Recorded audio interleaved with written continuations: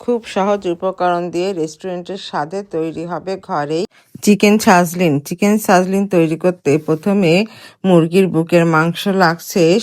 পরিষ্কার করে ধুয়ে নিয়েছি মুরগির বুকের মাংস, সঙ্গে নিয়েছি এই যে সমস্ত উপকরণ।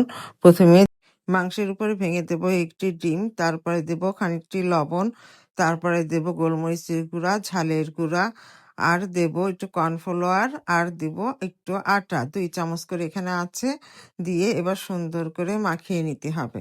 এই তো দেখেন সুন্দর করে আমরা মাখিয়ে নিয়েছি। এইবার এই সসগুলো দিয়ে একটা সস তৈরি করব। টমেটো সস 1 টেবিল চামচ, সয়া সস 1 টেবিল চামচ, ওয়েস্টার্ন সস 1 টেবিল চামচ, আর সাথে আমরা দিব চিলি সস এবং ভিনিগার আর একটু চিনি। হয়ে যাবে সস। তারপরে একটা ফ্রাই প্যান বসায় এভাবে সবগুলো লাল লাল করে সুন্দর করে ভেজে নেব।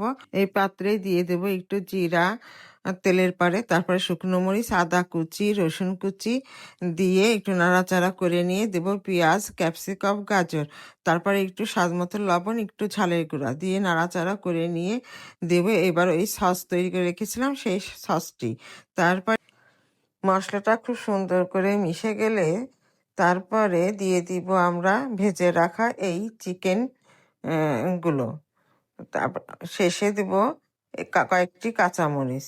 এই তো হয়ে গেল আমাদের মজাদার চিকেন সিজলিং।